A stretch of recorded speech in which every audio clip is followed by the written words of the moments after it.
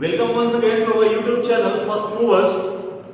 जैसा कि हम लोगों ने पिछले कुछ वीडियोस में इंग्लिश के काफी इंपॉर्टेंट टॉपिक्स को डिस्कस किया है, जिसमें मैंने आपको प्रोनाउन के यूजेस पढ़ाए, जिसमें मैंने आपको एडजेक्टिव के यूजेस पढ़ाए, डिग्री डिस्कस की गई, डिग्री पर बेस्ड कॉमन एरर्स डिस्कस की गई, प्रोनाउन पर बेस्ड कॉमन एरर्स बताई गई, सेंटेंसेस कैसे आपके क्वेश्चन जो है कैसे आपके एग्जाम में आते हैं वो सारी चीजें आपको बताई गई।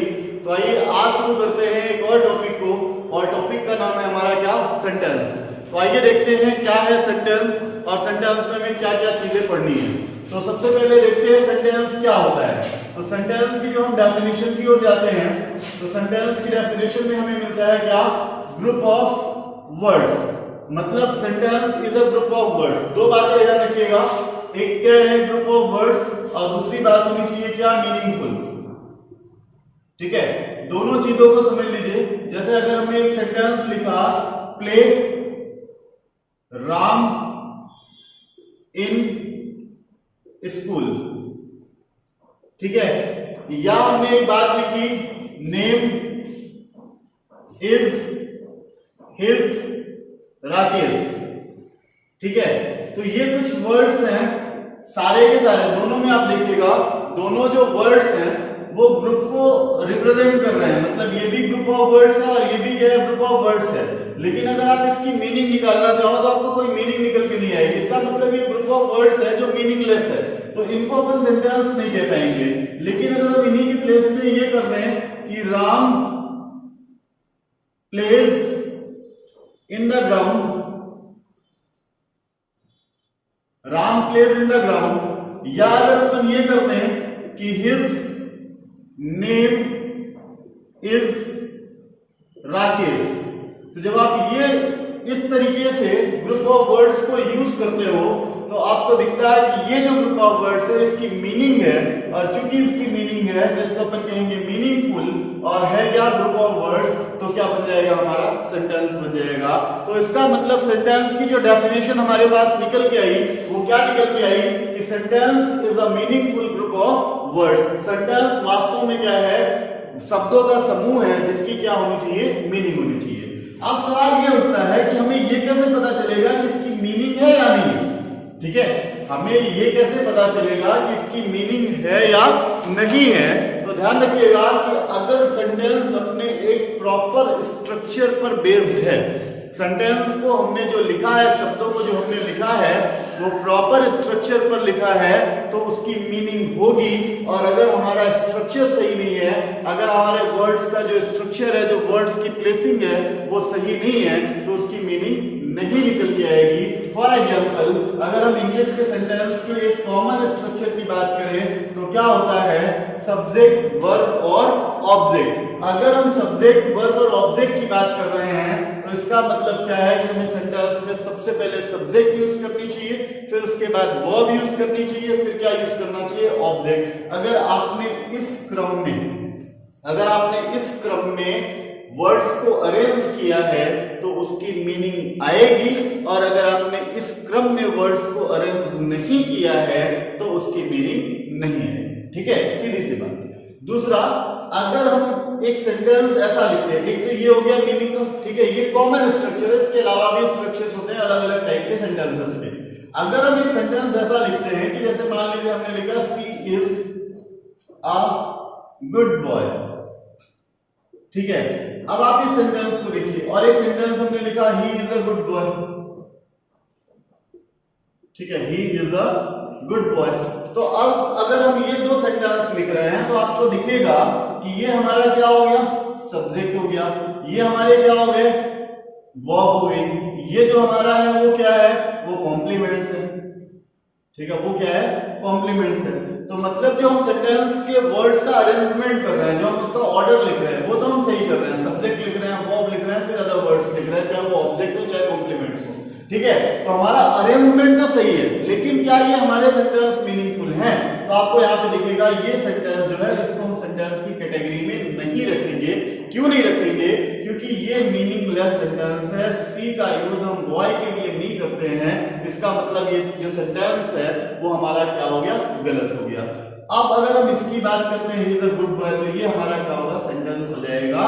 तो इसका मतलब सेंटेंस के दो क्राइटेरिया हो गए। पहली चीज कि वो जो सेंटेंस होना चाहिए वो मीनिंगफुल होना चाहिए। मीनिंग कब निकल के आएगी, जब आपने सेंटेंस में सभी वर्ड्स का जो यूज किया है वो सही ढंग से किया होगा।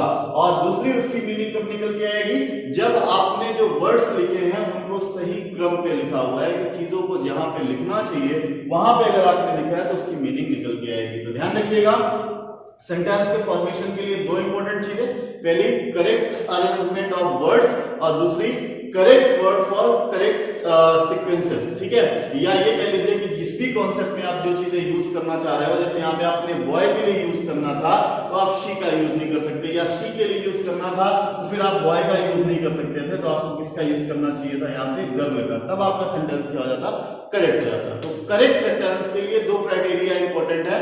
पहली चीज कि हमने उसमें वर्ड्स का करेक्ट अरेंजमेंट रखना चाहिए, दूसरी चीज वर्ड्स जो होने चाहिए वो सही तरीके से यूज होने चाहिए। तो ये हो गई सेंटेंस की डेफिनेशन। सेंटेंस की डेफिनेशन में आप ध्यान रखिएगा कि सेंटेंस की डेफिनेशन होगी, sentence is a group of meaningful words, या sentence is a meaningful group of words. ठीक है, आगे बढ़ते हैं। तो सेंटेंस में हमें दूसरी चीज मिलती है, पार्ट्स ऑफ सेंटेंस। ठीक है, इसके आगे जब बढ़ते हैं तो हमें दूसरी चीज जो पढ़नी है वो क्या पढ़नी है, पार्ट्स ऑफ सेंटेंस। तो देखिए पार्ट्स ऑफ सेंटेंस क्या है। पार्ट्स ऑफ सेंटेंस की जब हम बात करते हैं तो पार्ट्स ऑफ सेंटेंस में आपको दो पार्ट्स मिलते हैं। एक पार्ट मिलता है सब्जेक्ट का और एक पार्ट मिलता है आपका प्रेडिकेट का। ठीक है, सेंटेंस के पार्ट्स की जब आप बात करोगे तो आपको दो पार्ट्स मिलेंगे, एक पार्ट होगा आपका सब्जेक्ट का, दूसरा पार्ट किसका होगा, प्रेडिकेट का। सब्जेक्ट क्या है, अबाउट व्हाट और whom a sentence is written. A sentence is written मतलब जिस भी चीज के बारे में, जो भी हमारा टॉपिक है, जो भी हमारा मैटर है, जिसके बारे में हमने सेंटेंस कहा है, लिखा है, बोला है, ठीक है, वो हमारा क्या होता है, सब्जेक्ट। जैसे अगर हमने लिखा India is a big country, तो यहां पे आप देखिए हम सेंटेंस किसके बारे में स्टेट कर रहे हैं, इंडिया के बारे में। तो हमारा जो सब्जेक्ट होगा वो क्या होगा, इंडिया होगा। इसी तरीके से अगर हम एक सेंटेंस लिखते हैं कि Rahul goes to market, Rahul goes to market, तो ये सेंटेंस आप देखिए, इस सेंटेंस में किसके बारे में स्टेट कर रहे हैं, तो आपको पता चला राहुल के बारे में। तो इसका मतलब क्या है, सेंटेंस का वे वर्ड जिसके बारे में हम कोई बात कहते हैं, ठीक है, जिसके बारे में हम कोई बात कहते हैं, जिसके बारे में हम कुछ असर्ट करते हैं, कुछ स्टेट करते हैं, कुछ कहा जाए, कुछ बोला जाए, जो हमारा टॉपिक हो, जो हमारा मैटर हो। जैसे हमने एक सेंटेंस दिया कि Mahatma Gandhi was born on 2 अक्टूबर, तो यहाँ पे हम बात जो कर रहे हैं वो किसके बारे में कर रहे हैं, तो आपको आंसर होगा महात्मा गांधी। तो हमारा सब्जेक्ट क्या हो जाएगा, महात्मा गांधी। अगर हम एक सेंटेंस बोलते हैं कि America is a rich country, तो यहाँ पे हम बात किसके बारे में कर रहे हैं, अमेरिका के बारे में। तो जिस चीज के बारे में बात की जाए, जिस चीज के बारे में कुछ कहा जाए, लिखा जाए, बोला जाए, वो हमारा क्या होता है, सब्जेक्ट होता है। ठीक है, तो अब दूसरा प्रेडिकेट क्या होता है, बड़ा सिंपल है, what is said about the subject, what is said about the subject। ठीक है, तो हमने सब्जेक्ट देख लिया।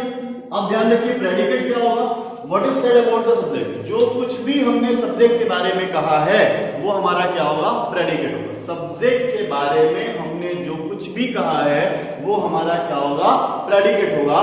जैसे समझिए ध्यान से, यहां पे हमने बात किसकी करी थी, इंडिया की। तो इंडिया के बारे में बात क्या की थी, India is a big country. ठीक है, तो हमारा सब्जेक्ट क्या हो गया, इंडिया। अब इंडिया के बारे में हमने क्या कहा, is a big country, Bharat जो है वो एक बड़ा देश है, तो हमने भारत को क्या कहा, बड़ा देश। तो ये जो हमारा इज अ बिग कंट्री है, ये पूरा का पूरा क्या होगा, प्रेडिकेट होगा। Rahul goes to market, Rahul बाजार जाता है। ठीक है, तो यहां पे हमने बात किसके बारे में करी, राहुल के बारे में। बात क्या करी, बाजार जाता है। ठीक है, तो ये जो हमारा बाजार जाना है ये क्या हो जाएगा, प्रेडिकेट हो जाएगा। कुछ और एग्जांपल्स ले लेते हैं। जैसे अगर हम बोलते हैं, ध्यान से समझिएगा क्योंकि ये सब्जेक्ट और प्रेडिकेट का कॉन्सेप्ट काफी इंपॉर्टेंट है। ठीक है, और कई बार एग्जाम्स में डायरेक्टली पूछ लिया जाता है। तो अगर हम एक सेंटेंस लिखते हैं कि America is a rich country, America is a rich country,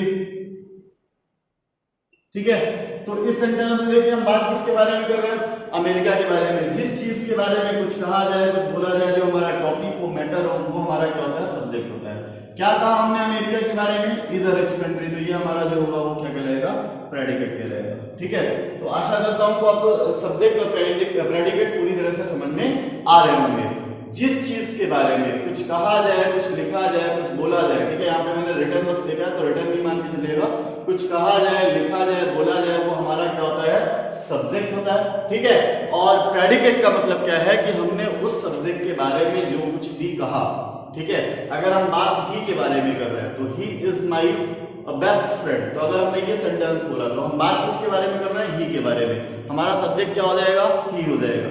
हमने उसके बारे में क्या बात करी, इज माई बेस्ट फ्रेंड, तो वो जो हमारा इज माई बेस्ट फ्रेंड होगा तो वो क्या हो जाएगा, प्रेडिकेट हो जाएगा। एक बार एग्जाम में एक सेंटेंस आया, क्वेश्चन आया कि अ प्रेडिकेट स्टार्ट्स विथ, जो प्रेडिकेट है वो किससे शुरू होता है, तो ध्यान रखिएगा प्रेडिकेट की जो स्टार्टिंग होती है वो मोस्टली, ठीक है, मोस्ट केसेस में, या ये कह लीजिए कि लगभग सभी केसेस में किससे होती है, वर्ब से।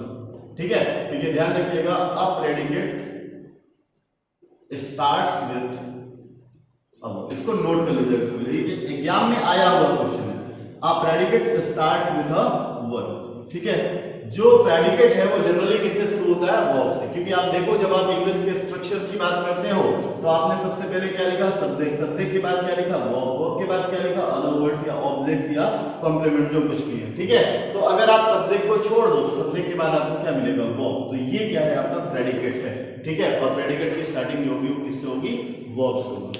आइए आगे बढ़ते हैं। सब्जेक्ट और प्रेडिकेट को समझने के बाद हमें जो सेंटेंस में अगला टर्म समझना है वो समझना है सेंटेंस के टाइप्स का। ठीक है, तो अगला जो अपना टॉपिक है वो क्या है, टाइप्स ऑफ सेंटेंस, तो मैं लिख देता हूं यहां पे types of sentence. Types of sentence में क्या क्या है, सेंटेंस के कितने टाइप्स हैं। देखिए सेंटेंस के टाइप हमने दो आधार पर बनाए हुए हैं, ठीक है, एक है मीनिंग के आधार पे, एक है स्ट्रक्चर के आधार पे। ठीक है, तो जो हम बेसिकली सेंटेंस के टाइप पढ़ते हैं वो पढ़ते हैं उसकी मीनिंग के आधार पे। तो सेंटेंस की मीनिंग के आधार पे 5 टाइप्स होते हैं, जिसमें आपका पहला सेंटेंस आता है क्या, असर्टिव, जिसमें आपका पहला सेंटेंस क्या आता है, असर्टिव। दूसरा जो सेंटेंस आता है वो क्या आता है, इंट्रोगेटिव। तीसरा जो आपका सेंटेंस आता है वो आता है क्या, इंपेरेटिव। चौथा जो आपका सेंटेंस का प्रकार आता है वो आता है क्या, ऑप्टेटिव। पांचवा जो आपका सेंटेंस का प्रकार आता है वो आता है क्या, एक्सक्लामेटरी।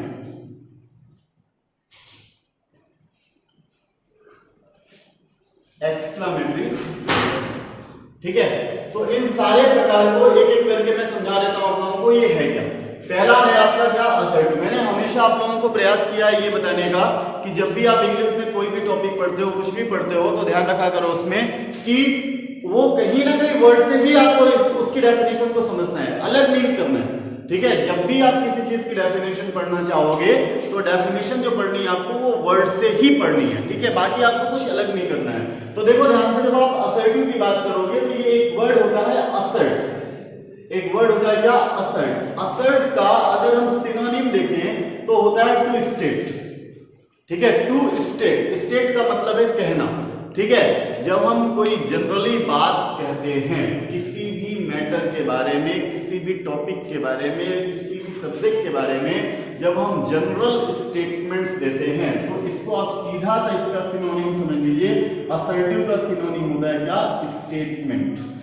असर्टिव का जो सिनोनिम है वो क्या है आपका, स्टेटमेंट। मतलब अगर हम स्टेटमेंट दे रहे हैं, ठीक है, किसी चीज के बारे में, हमने बोला he will not come tomorrow, तो हमने ही के बारे में एक स्टेटमेंट दे दी कि वो कल नहीं आएगा।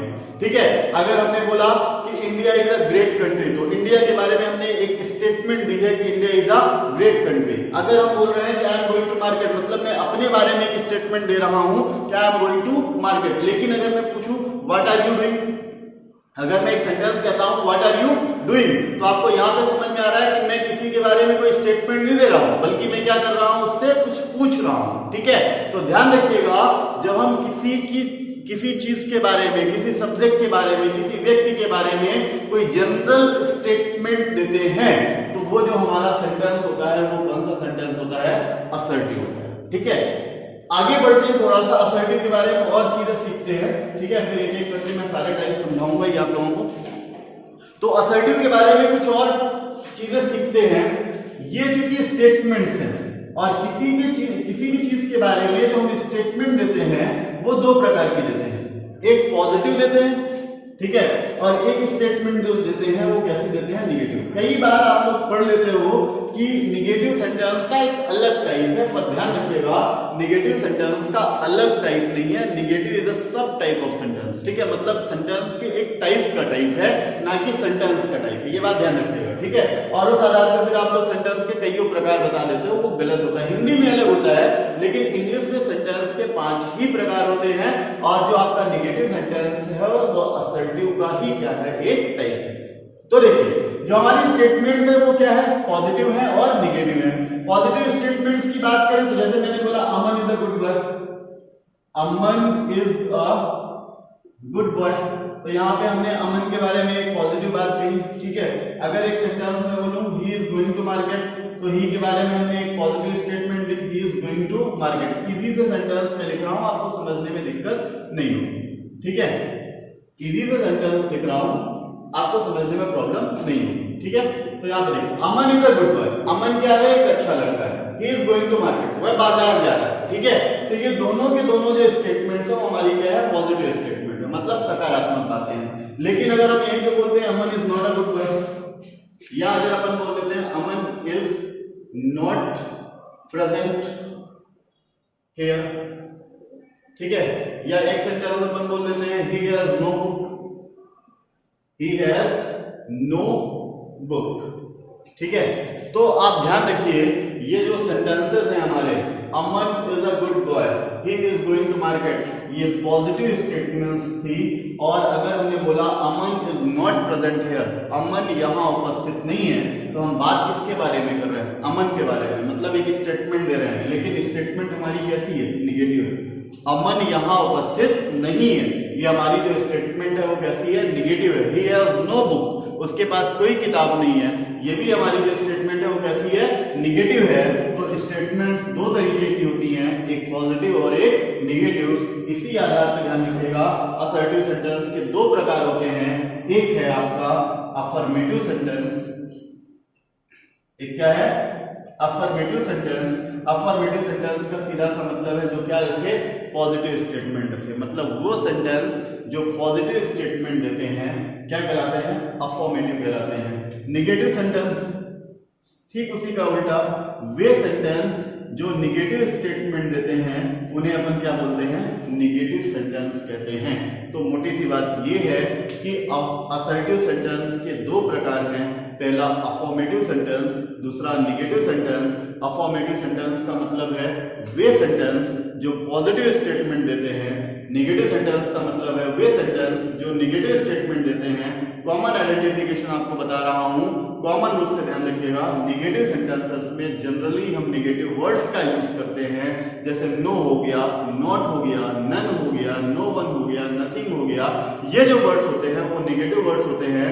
तो निगेटिव सेंटेंस में हम जनरली निगेटिव वर्ड्स का यूज करते हैं, अफर्मेटिव सेंटेंस में ऐसा कुछ नहीं होता, ठीक है। तो ये हो गया आपकी डेफिनेशंस अफर्मेटिव सेंटेंस की और निगेटिव सेंटेंस की। तो ध्यान रखिएगा असर्टिव सेंटेंस क्या है, असर्टिव सेंटेंस स्टेटमेंट को बताएगा, ठीक है, किसी भी टॉपिक के बारे में, किसी सब्जेक्ट के बारे में जब हम जनरली कुछ स्टेट करेंगे, जैसे दिस इज माय टेबल, ठीक है, ये मेरी टेबल है, तो हम दिस के बारे में कह रहे हैं इज माय टेबल। तो जब हम जनरली कोई स्टेटमेंट देंगे तो वो क्या होगा, हमारा असर्टिव सेंटेंस होगा, ठीक है। आइए बढ़ते हैं सेंटेंस के दूसरे टाइप की ओर। उम्मीद करता हूं आपको असर्टिव सेंटेंस पूरा अच्छे से समझ में आ गया होगा, ठीक है। एक और इंपॉर्टेंट चीज है, कभी कभी हम आइडेंटिफिकेशन को लेके कंफ्यूज हो जाते हैं, ठीक है। सीधी सी बात बता रहा हूं आपको, अगर असर्टिव सेंटेंस को पहचानना है, ठीक है, असर्टिव सेंटेंस को पहचानना है, तो आप ध्यान से समझो मैंने क्या बताया। जब हम सब्जेक्ट के बारे में कुछ स्टेटमेंट देते हैं तो जाहिर सी बात है कि असर्टिव सेंटेंस की जो मोस्टली स्टार्टिंग होगी वो किससे होगी, सब्जेक्ट होगी। जब हम लिटरेचर में थोड़ा डीप जाते हैं तो कभी कभी हमें ये मिलता है कि हम किसी चीज को ज्यादा इफेक्टिव बनाने के लिए, उस पर ज्यादा इन्फेस करने के लिए प्रेडिकेट को पहले कर देते हैं और सब्जेक्ट को बाद में कर देते हैं, ठीक है। प्रेडिकेट को पहले करते हैं, जैसे हमने सेंटेंस लिखना था she comes here, she comes here, ये सेंटेंस हमारा था, ठीक है। लेकिन कभी कभी क्या होता है कि हम इसी सेंटेंस को लिटरेचर वगैरह में आप देखोगे तो जनरली आपको मिल जाता है हियर कम्स शी, ठीक है। तो ज्यादा थोड़ा सा एक तरीके से ये कह लीजिए कि ऑडियंस को ये फील करवाने के लिए, श्रोता को ये फील करवाने के लिए कि बस सारी चीजें जो है वो उनके सामने लाइव, ठीक है। तो जो राइटर्स होते हैं, जो ऑथर्स होते हैं, वो कभी कभी ऐसे सेंटेंसेस का भी यूज करते हैं। लेकिन आप ध्यान रखिएगा, मोस्टली असर्टिव सेंटेंस की जो स्टार्टिंग होती है वो किससे होती है? सब्जेक्ट से। उसके बाद आपको क्या मिलेंगे? वर्ब्स और ऑब्जेक्ट और अदर वर्ड्स, ठीक है। तो अगर सेंटेंस इस स्ट्रक्चर पर बेस है, ठीक है, जो सेंटेंस का पहला वर्ड है वो सब्जेक्ट है, तो ध्यान रखिएगा वो हमेशा कैसा सेंटेंस होगा? असर्टिव सेंटेंस होगा, अगर सेंटेंस का पहला वर्ड कैसा है? सब्जेक्ट, ठीक है। आगे बढ़ते हैं। जब दूसरे टाइप की तरफ चलते हैं तो हमें सेंटेंस का दूसरा टाइप मिलता है इंट्रोगेटिव सेंटेंस। सेंटेंस का दूसरा टाइप क्या है? Interrogative sentence. इंट्रोगेट का मतलब होता है, सीधा सा ध्यान रखिएगा, टू आस्क समथिंग, ठीक है, टू आस्क समथिंग, ठीक है, कुछ पूछना। तो जब हम कुछ पूछते हैं, ठीक है, कुछ पूछते हैं, a sentence which is used to ask questions, एक ऐसा सेंटेंस जो हम क्वेश्चन करने के लिए, प्रश्न पूछने के लिए यूज करते हैं, उस सेंटेंस को हम क्या बोलते हैं? इंट्रोगेटिव सेंटेंस, ठीक है। ध्यान से रखिएगा, इंट्रोगेट का सीधा सा मतलब आप समझ लीजिए क्वेश्चंस, मतलब ऐसे सेंटेंस जो क्वेश्चन करने के लिए, प्रश्न पूछने के लिए यूज किए जाते हैं, वो हमारे कैसे सेंटेंस होते हैं? Interrogative sentence. जैसे एक सेंटेंस आप देखा होगा आप लोगों ने, जैसे आपने पूछा do you live in Bhopal, do you live in Bhopal, एक हमारा ये क्वेश्चन हो गया, ठीक है। आपको किसी के बारे में कुछ डाउट है तो आपने उससे पूछा कि do you live in Bhopal, क्या आप भोपाल में रहते हो, ठीक है। जाहिर सी बात है कुछ ना कुछ आपको आंसर देगा। अब कोई स्टेटमेंट तो आपने दी नहीं। अगर आप एक सेंटेंस पूछते हो कि what are you doing here, what are you doing here, ठीक है। अब इसका भी कुछ ना कुछ आंसर देगा, ठीक है। एक सेंटेंस आपने किसी से पूछा कि इज ही प्रेजेंट देयर, क्या वह वहां उपस्थित है, इसका भी कोई ना कोई आंसर मिलेगा। एक सेंटेंस आपने पूछा कि why did Rohan not come, Rohan क्यों नहीं आया, रोहन क्यों नहीं आया, why did Rohan not come, तो इसका भी कुछ ना कुछ आंसर दिया जाएगा। तो इसका मतलब क्या है? ये सारे के सारे आप सेंटेंस देखो तो कुछ स्टेटमेंट नहीं है, कोई स्टेटमेंट नहीं है, ठीक है, कोई कथन नहीं है, बल्कि सारे के सारे क्या है? क्वेश्चन है। सारे के सारे जो हमारे हैं वो क्या है? क्वेश्चन है। तो जब हम किसी भी व्यक्ति से कुछ पूछते हैं, कुछ प्रश्न करते हैं, कुछ क्वेश्चन करते हैं, तो वो जो हमारे सेंटेंसेस होते हैं वो कैसे होते हैं? इंट्रोगेटिव होते हैं, ठीक है। अब क्वेश्चन भी देखिए, क्वेश्चन कितने तरीके के। अगर आप इन दो क्वेश्चन का आंसर देना चाहो, अगर आपसे कोई पूछता है कि do you live in Bhopal, तो अगर आप भोपाल में रहते हो तो आप बोलोगे यस, आप क्या बोलोगे? यस। अगर आप भोपाल में नहीं रहते हो तो आप बोलोगे नो, ठीक है। अगर आप इज ही प्रेजेंट देयर, कोई आपसे ये प्रश्न करता है क्या वो वहां उपस्थित है, तो अगर वो वहां उपस्थित है तो आप बोलोगे यस, अगर वो नहीं है तो आप क्या बोलोगे? नो। तो मतलब इन दो प्रश्नों का जो हम आंसर दे सकते हैं वो या तो यस दे सकते हैं या तो नो दे सकते हैं, ठीक है। अगर हमसे कोई ये प्रश्न पूछता है what are you doing here, अब आप बोल दो यस, तो क्या आपका आंसर सही होगा? नहीं, ठीक है। आप बोल दो नो, क्या आपका आंसर सही होगा? नहीं, बल्कि आपको रीजन बताना पड़ेगा, ठीक है। सॉरी, क्या कर रहे हो आप, आपको ये बताना पड़ेगा। What are you doing here, तो आप बोल सकते हो आई एम प्लेइंग, ठीक है, I am playing, I am reading, ठीक है, I am looking for something, ठीक है, मैं कुछ ढूंढ रहा हूं, मैं पढ़ रहा हूं, मैं खेल रहा हूं, जो भी आप कर रहे हो वो चीज आपको यहाँ पे बतानी पड़ेगी। मतलब इसका आंसर हम यस और नो में नहीं दे सकते हैं। Why did Rohan not come, Rohan क्यों नहीं आया, इसका भी आंसर आप यस और नो में नहीं दे सकते हो। इसका मतलब क्या हो गया कि जो आपके इंट्रोगेटिव सेंटेंसेस होते हैं वो दो प्रकार के होते हैं। इंट्रोगेटिव सेंटेंस भी कितने प्रकार के होते हैं? दो प्रकार के होते हैं, टू टाइप्स के होते हैं। पहला टाइप है आपका यस और नो, ठीक है, एस और नो टाइप, इजी सा है, इसी के नाम से आप इसको समझ लो। एस और नो टाइप मतलब which can be answered in S और नो, जिसका आंसर हम एस और नो में दे सकते हैं। ठीक है, ऐसे इंट्रोगेटिव क्वेश्चंस या ऐसे इंट्रोगेटिव सेंटेंस जिनका आंसर जो है वो एस और नो में दिया जा सकता है, वो हमारे कैसे सेंटेंस कहलाते हैं, एस और नो टाइप के। लेकिन जिनका आंसर हम एस और नो में नहीं दे सकते हैं, वो जो हमारे सेंटेंस कहलाते हैं, वो दूसरा प्रकार आएगा क्या, WH टाइप्स।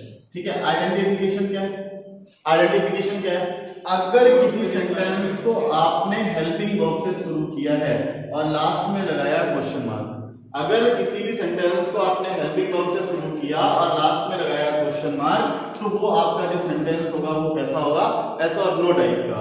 अगर आपने उसी हेल्पिंग वर्ब के पहले कोई इंट्रोगेटिव वर्ड या जिसको अपन सामान्य शब्दों में कह देते हैं WH वर्ड्स, WH वर्ड्स मतलब क्या, WH वर्ड्स मतलब क्या, जैसे व्हाट, व्हाई, whom, when, ठीक है, वेयर, हाउ, ये सारे के सारे जो वर्ड्स हैं आपके, वो कैसे वर्ड्स कहलाते हैं, WH वर्ड्स कहलाते हैं। तो अगर हमने किसी सेंटेंस की स्टार्टिंग करी है WH वर्ड से, लेकिन ध्यान रखिएगा लास्ट में क्या होना चाहिए, क्वेश्चन मार्क। इंट्रोगेटिव सेंटेंस की बेसिक जो आइडेंटिफिकेशन है वो क्या है, लास्ट में आप किसका यूज करते हो, क्वेश्चन मार्क का। तो अगर आपने क्वेश्चन मार्क लगाया है, वो सेंटेंस आपका WH टाइप का होगा।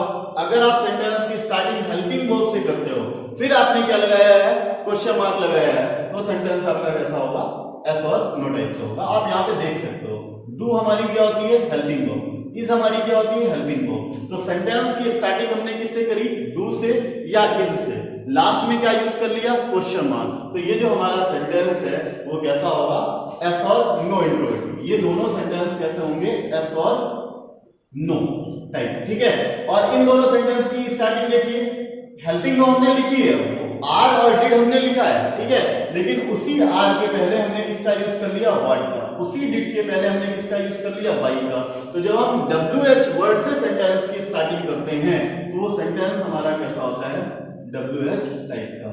तो ये जो सेंटेंस है हमारा वो WH टाइप का है, ये जो सेंटेंस है हमारा वो एस और नो टाइप का है। तो ध्यान रखिएगा, इंट्रोगेटिव सेंटेंस के भी कितने प्रकार, दो। एक टाइप होगा जिसके आंसर्स आप एस और नो बस में दोगे, और दूसरा जो टाइप होगा उसके आंसर्स आप चाहकर भी एस और नो में नहीं दे पाओगे, आपको उसका जो आंसर है वो किसी न किसी स्टेटमेंट में देना पड़ेगा। तो उम्मीद करता हूं कि आपको इंट्रोगेटिव सेंटेंस भी समझ में आ गया होगा। ऐसे सेंटेंस जो प्रश्न पूछने का काम करते हैं, क्वेश्चन करने का काम करते हैं, उनको अपन इंट्रोगेटिव सेंटेंस कहते हैं। ठीक है, दो प्रकार के होंगे, एस और नो टाइप के और WH टाइप के।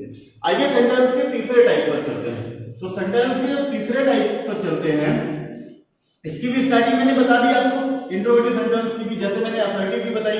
असर्टिव की कॉमन आइडेंटिफिकेशन है, आप ध्यान रखिएगा, असर्टिव सेंटेंस जो है आपका वो सब्जेक्ट से शुरू होगा। ठीक है, इंट्रोगेटिव सेंटेंस जो है वो या तो हेल्पिंग वर्ब से शुरू होंगे या WH वर्ड से शुरू होंगे, लास्ट में क्वेश्चन मार्क जरूर होगा। ठीक है, तीसरे सेंटेंस की हम बात करते हैं। जो हमारा तीसरा सेंटेंस है वो है इंपेरेटिव। तीसरा जो सेंटेंस है वो हमारा क्या है, इंपेरेटिव सेंटेंस। और ये हमारा इंपेरेटिव सेंटेंस क्या होता है, ये समझ लीजिएगा ध्यान से। इंपेरेटिव सेंटेंस को एक तरीके से आप ये समझ लीजिए सब्जेक्टलेस सेंटेंस।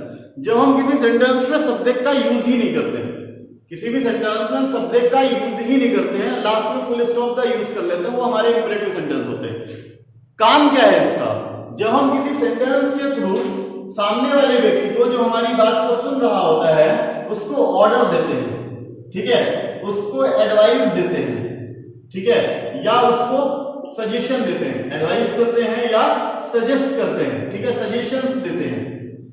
ठीक, या आप ध्यान रखिएगा, अगर हम सामने वाले व्यक्ति से कुछ रिक्वेस्ट करते हैं, ठीक है, ये तीन कॉमन सी चीजें हैं। ठीक है, इसके अलावा भी इन्हीं के सब टाइप्स में आप जाएंगे तो बेग करना, ठीक है, मतलब किसी से बहुत विनम्र होकर, बहुत ज्यादा मतलब गिड़गिड़ाना जिसको अपन कह सकते हैं, ठीक है, वो सारी चीजें भी किस पे आती है, आपके इंपेरेटिव सेंटेंस में आती हैं। ठीक है, तो सामान्य रूप से आप समझ लीजिए कि जब हम लिसनर से, जो हमारी बात को सुन रहा है, उसको किसी प्रकार का ऑर्डर देते हैं, सजेशन देते हैं या एडवाइस देते हैं, ठीक है, या उससे कोई रिक्वेस्ट करते हैं, वो सेंटेंस हमारा क्या होता है, इंपेरेटिव सेंटेंस। और चूंकि मैंने बताया कि ये जो काम है वो किससे किए जाते हैं, लिसनर से, ठीक है, जो हमारी बात को सुन रहा है। तो अगर हम उसी व्यक्ति से बात कर रहे हैं जो हमारी बात को सुन रहा है, तो हमें उसको लिखने की आवश्यकता नहीं होती है। तो इसलिए ध्यान रखिएगा, इन सेंटेंसेस में सब्जेक्ट को छोड़ दिया जाता है।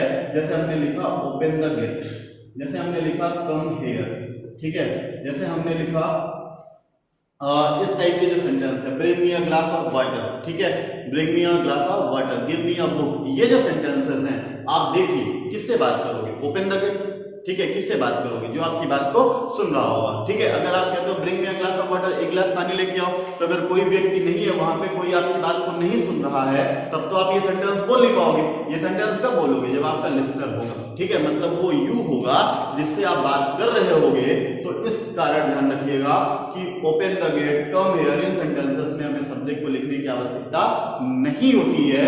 सब्जेक्ट की स्टार्टिंग ही किससे हो जाती है, वर्ब से। तो अगर कोई सेंटेंस, आप ध्यान रखिएगा, आपके इस स्ट्रक्चर पर बेस्ड है, ठीक है, वर्ब प्लस ऑब्जेक्ट पर बेस्ड है, ठीक है, वर्ब प्लस अदर वर्ड पर बेस्ड है, तो आप ध्यान रखिएगा वो जो सेंटेंस होगा आपका वो कैसा होगा, इंपेरेटिव सेंटेंस होगा, ठीक है। एडवाइस और सजेशन की बात करें, अगर हम बोलते हैं किसी को कंसल्ट विद डॉक्टर, कंसल्ट, कोई बीमार है तो हमने उसको सजेस्ट कर दिया, एडवाइस कर दिया कि कंसल्ट विद अ डॉक्टर, किसी डॉक्टर से परामर्श लो, ठीक है, किसी डॉक्टर से परामर्श लो, सलाह लो, ठीक है। अगर हमने एक सेंटेंस किसी को सजेस्ट कर दिया, wake up early in the morning, सुबह जल्दी उठा करो, ठीक है, सुबह जल्दी उठा करो। तो ये सारे के सारे जो हमारे सेंटेंसेस हैं, वो सारे के सारे जो सेंटेंस हैं वो कैसे हैं, इंपेरेटिव है, ठीक है। रिक्वेस्ट की बात कर दी जाए, जैसे आप कहीं फंसे हुए हो, फिर आप किसी को चिल्ला के कहते हो हेल्प मी, ठीक है, हेल्प मी, ठीक। इसी तरीके से आपने जैसे कहा please give me a book, तो प्लीज जो है वो आपको रिक्वेस्ट को शो करेगा। सेंटेंस की स्टार्टिंग आप गिव से मानोगे, मतलब गिव जो है आपकी क्या है, वर्ब है। तो जब हम सेंटेंस में सब्जेक्ट का यूज नहीं करते, बल्कि सेंटेंस की स्टार्टिंग किससे करते हैं, वर्ब से करते हैं, वो सेंटेंस इंपेरेटिव होते हैं। सेंटेंस का रोल क्या होगा, sentence which is used to express, ठीक है, sentence which is used to express order, request, suggestion, advice, etc, ये सेंटेंसेस जो होंगे वो आपके क्या कहलाएंगे, इंपेरेटिव सेंटेंस कहलाएंगे। अब एक सेंटेंस में हम अक्सर कंफ्यूज हो जाते हैं, जैसे मान लीजिए शुड का भी काम क्या है, सजेशन देना। जैसे हमने लिखा you should go to market, he should write to his father, उसे अपने पत्र को, अपने पिता को, ठीक है, he should write a letter to his father, उसे अपने पिता को एक पत्र लिखना चाहिए। अब ये हमने उसको क्या कर दिया, सजेस्ट कर दिया, क्या ये इंपेरेटिव सेंटेंस होगा? तो ध्यान रखिएगा, इंपेरेटिव सेंटेंसेस में सब्जेक्ट का यूज नहीं होता है। तो अगर हम लिखते हैं ही शुड, तो इसको हम कैसे कंसीडर करेंगे, ही एक सब्जेक्ट है, ठीक है, शुड हमारी क्या है, वर्ब है, उसके बाद हम ऑब्जेक्ट वगैरह का यूज करेंगे। तो इस तरीके से ये जो he should write a letter to his father, ये आपका इंपेरेटिव सेंटेंस नहीं होगा, बल्कि क्या होगा, असर्टिव सेंटेंस के अंतर्गत आएगा, ठीक है। तो आप ध्यान रखिएगा, इंपेरेटिव सेंटेंस की स्टार्टिंग जो होती है वो जनरली किससे होती है, वर्ब से होती है, ठीक है। तो इंपेरेटिव सेंटेंस ऑर्डर को, एडवाइस को, सजेशन को या रिक्वेस्ट को शो करेंगे, स्टार्टिंग किससे होगी, वर्ब से होगी, ठीक है। आइए बढ़ते हैं सेंटेंस के कुछ और टाइप्स की और, जिसमें हमें पढ़ना है ऑप्टेटिव सेंटेंस को और एक्सक्लेमेटरी सेंटेंस को। तो आइए बढ़ते हैं सेंटेंस के अगले टाइप की ओर, और सेंटेंस के अगले टाइप के जब पूछते हैं तो सेंटेंस का चौथा टाइप आता है ऑप्टेटिव सेंटेंस का, ठीक है। हालांकि ध्यान रखिएगा, कई सारी बुक्स में ऑप्टेटिव और एक्सक्लेमेटरी सेंटेंस को एक ही करके बता दिया जाता है, कोई समस्या नहीं है उसमें भी और इसमें भी, ठीक है। अपन इसको समझ लेते हैं तो आपको क्लियरली समझ में आ जाएगा क्यों ऐसा किया जाता है। ऑप्टेटिव सेंटेंस क्या होता है? ऑप्टेटिव सेंटेंस का मतलब होता है, चार बातें आप ध्यान रखिएगा। एक है आपकी क्या, विश, ठीक है, बेसिकली यही है, विश है, ठीक है। इसी को और फर्दर अपन सब डिवाइड कर लेते हैं तो कुछ और चीजें निकल आती हैं, ठीक है। जैसे एक हमारी क्या होगी, विश हो गई, ठीक है, एक हमारी क्या होगी, कर्स हो गई, एक हमारी क्या होगी, प्रेयर हो गई, ठीक है।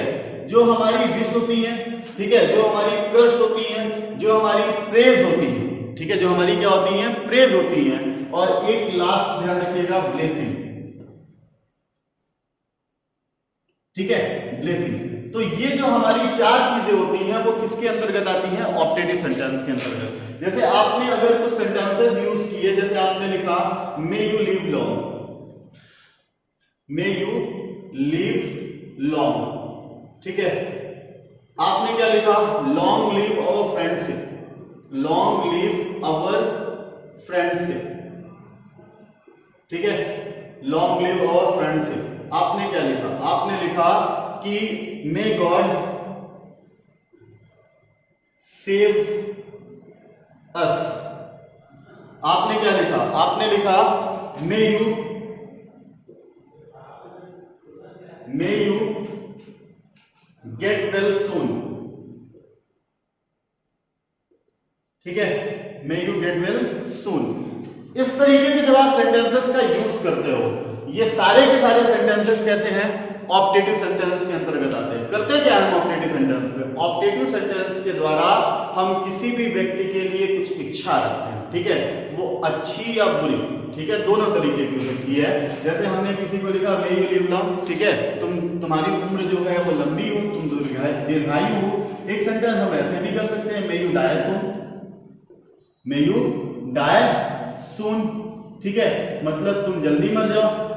ठीक, तो जो हमारे कर्स होते हैं, जैसे आप लोगों ने देखा होगा श्रवण कुमार के माता पिता ने राजा दशरथ को दिया था, ठीक है, तो जो कर्स होते हैं, ठीक है, जो हमारे अभिशाप होते हैं, जो हमारी इच्छाएं होती हैं, जो हमारे दूसरों के लिए आशीर्वाद होते हैं, जो हमारी प्रेयर्स होती हैं, ठीक है, तो वो सारी की सारी जो चीजें हैं वो किसके अंतर्गत आती हैं?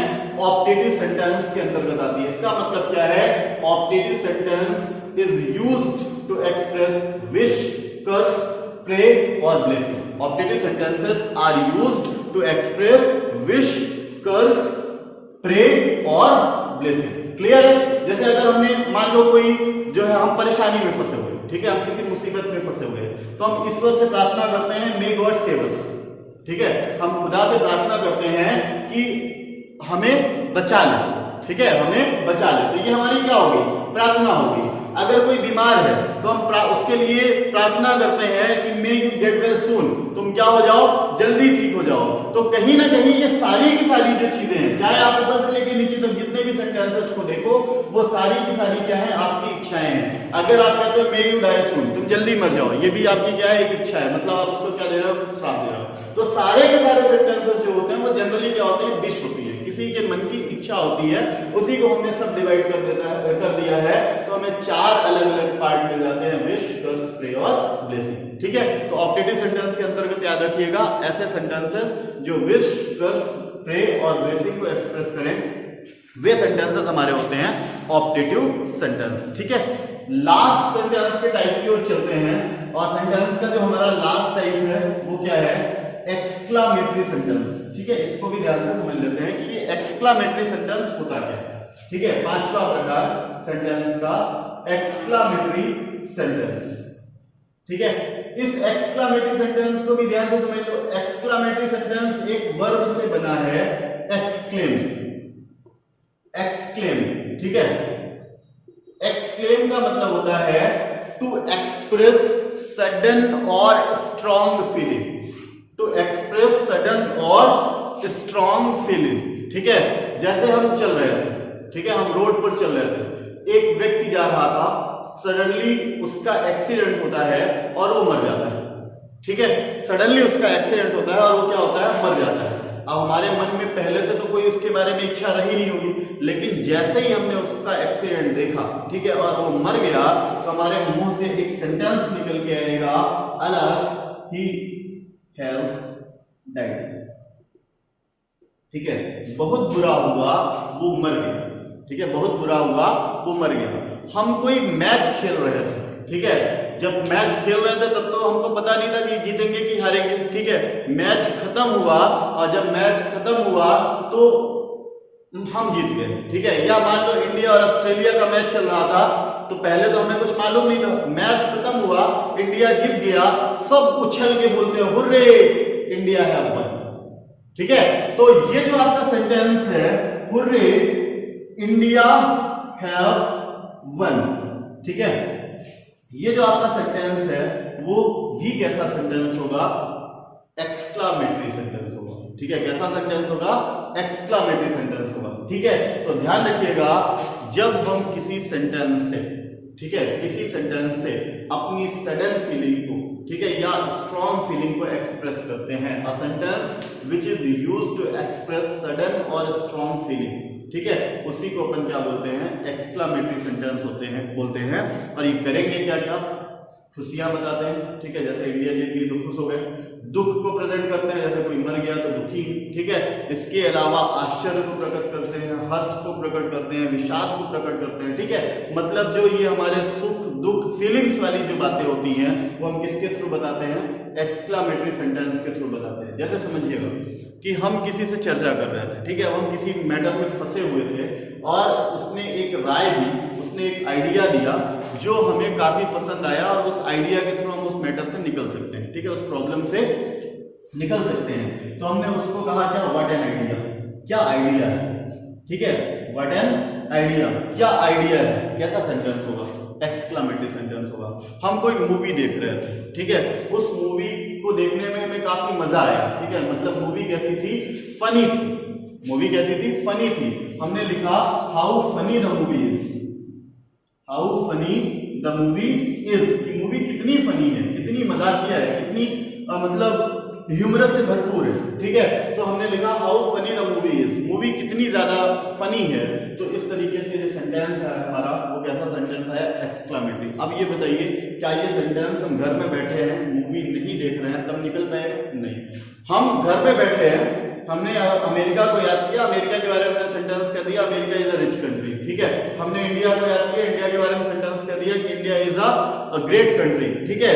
तो ये सेंटेंस के लिए कुछ होने की आवश्यकता नहीं है, ठीक है। लेकिन अगर हम बोलते हैं हुर्रे इंडिया हैव वन, ठीक है, hurray India have won, India जीत गया, तो इसके लिए इंडिया को जीतना पड़ेगा, ठीक है।